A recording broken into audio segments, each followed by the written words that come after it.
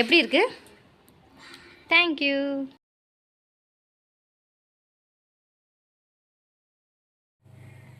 Hi friends, இன்றைக்கி நம்ம என்ன பார்க்க போகிறோம் அப்படின்னா மாங்காய் இஞ்சியில் ஊறுகாய் எப்படி பண்ணுறது அப்படின்றத பார்க்குறோம். அதுக்கு தேவையானது வந்து கடுகு 2 ஸ்பூனு, வெந்தயம் 1 ஸ்பூன் எடுத்துக்கணும். அதை வந்து ஃபஸ்ட்டு நம்ம வந்து ட்ரை ரோஸ்ட் பண்ணிக்கணும்.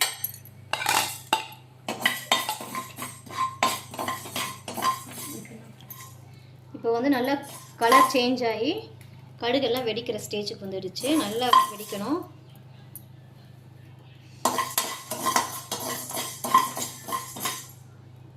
நல்லா பொரியுது. இந்த ஸ்டேஜில் நம்ம வந்து எடுத்து கூட்டிக்கலாம்.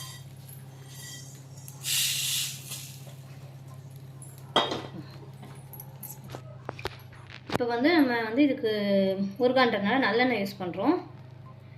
நல்லெண்ணெய் ஊற்றிக்கிட்டு நல்லா தாராளமாக நல்லெண்ணெய் ஊற்றணும். அப்போ தான் நல்லா கெட்டு போகாமல் ரொம்ப நல்லாயிருக்கும். இப்போ இதில் வந்து நம்ம வந்து கட்டி பெருங்காயம் ஆட் பண்ணிக்கிறோம். ஃபஸ்ட்டு பொரிச்சு எடுத்துக்கலாம்.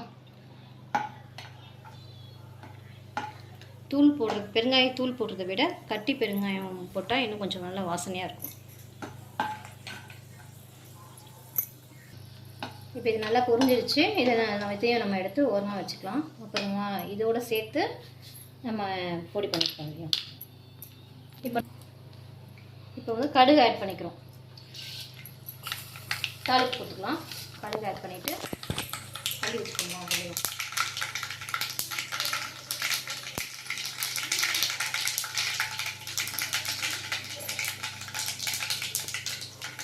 கடுகு நல்லா கொஞ்சதுக்கப்புறம் கருவேப்பிலை ஆட் பண்ணிவிட்டு இப்போ நம்ம துருவி வச்சுருக்க இந்த இதுவும் போட்டுருவோம்.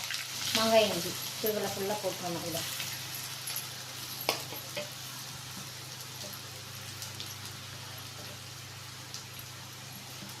இப்போ இதை நம்ம நல்லா வந்து இந்த எண்ணெயிலே நல்லா வதக்கணும்.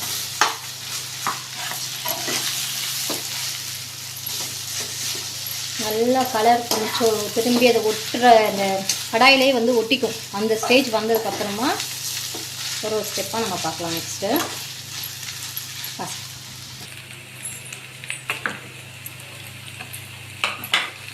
இப்போது நல்லா இதை வந்து நல்லா வதக்கணும். எண்ணெய் எல்லாமே இது வந்து அப்சர்வ் ஆகி கடைசியாக தான் பிரிஞ்சு வரும். இப்போ நம்ம வந்து ஒவ்வொன்றா ஆட் பண்ணிக்கலாம்.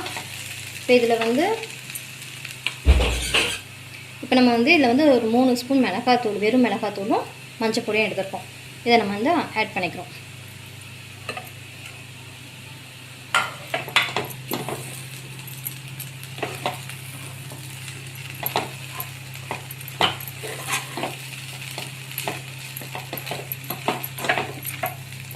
இது கூட வந்து நம்ம வந்து ஒரு தேவையான அளவுக்கு வந்து கல்லுப்பு எடுத்துருக்கோம். இதையுமே வந்து நம்ம வந்து ஆட் பண்ணிக்கலாம். கல்லுப்பு போட்டிங்கன்னா ஊறுகாய்க்கு வந்து நல்லாயிருக்கும். தூளுப்பை விட கல்லுப்பு நல்லாயிருக்கும் பெஸ்ட்டு. இப்போ இதை நல்லா வந்து நம்ம கலரி கொடுத்துட்டு பண்ணுவோம். இப்போ வந்து இதில் வந்து ஒரு நெல்லிக்காய் அளவுக்கு புளி கரைச்சி வச்சுருக்கேன். அதை வந்து கொஞ்சம் திக் பேஸ்ட்டாக வந்து பண்ணிப்போம். அந்த தண்ணியிலே இது நல்லா வெந்துடும்.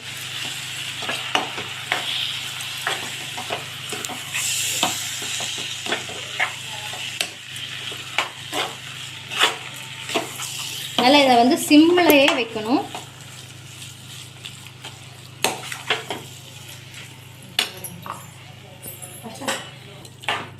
இப்போ இந்த புளி தண்ணியை ஊற்றி இப்போ நல்லா இதை வந்து கலரிட்டு நம்ம வந்து மூடி போட்டு கொஞ்சம் நேரம் நல்லா சிம்மிலேயே வச்சு அதை நல்லா வந்து வேக விடணும்.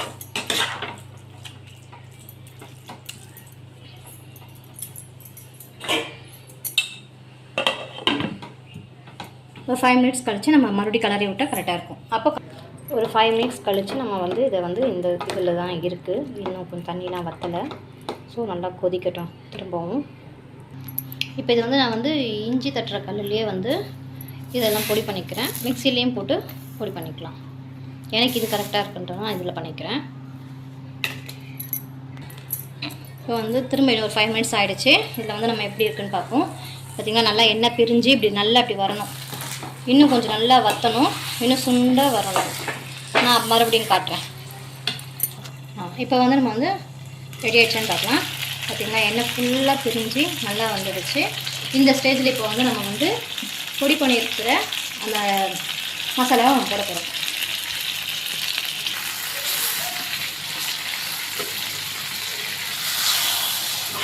நல்லா தண்ணி ஃபுல்லாக இதுவாகி ஃபுல்லாக புளி தண்ணி ஃபுல்லாக வந்துடுச்சு, எண்ணெய் ஃபுல்லாக பிரிஞ்சு வந்துடுச்சு.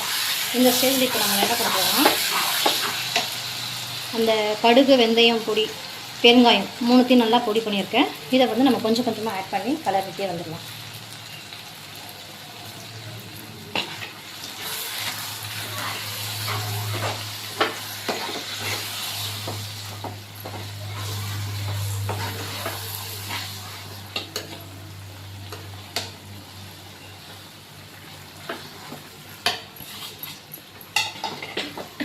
நான் எடுத்துருக்க அளவு வந்து கரெக்டாக இருக்கிறதுனால நான் அப்படியே மொத்தமாக ஆட் பண்ணிட்டேன். என்ன தேவைன்னா பார்த்துட்டு நெக்ஸ்ட் நம்ம வந்து போட்டுக்கலாம்.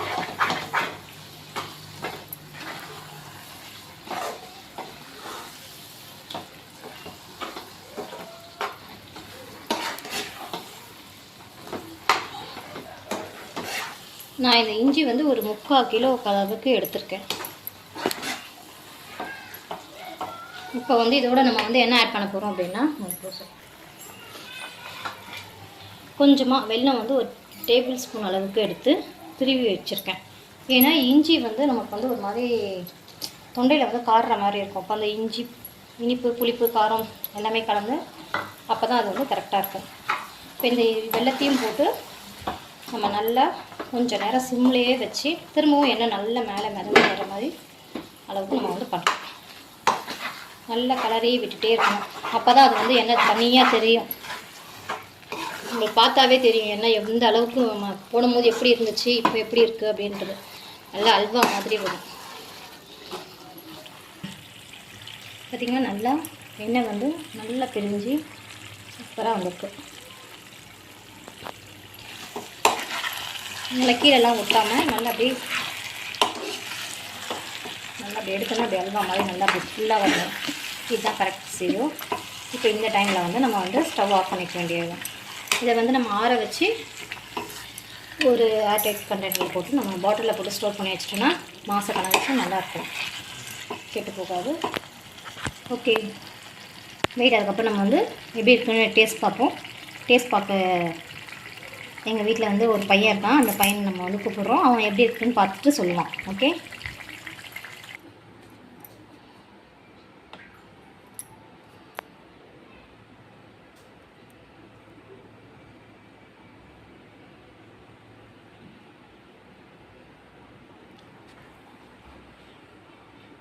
ஊறுகாய் ரெடி.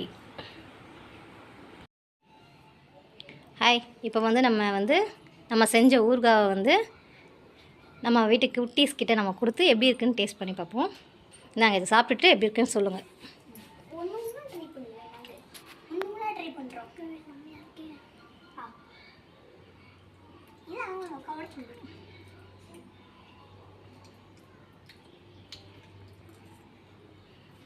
அவன்கிட்ட கூட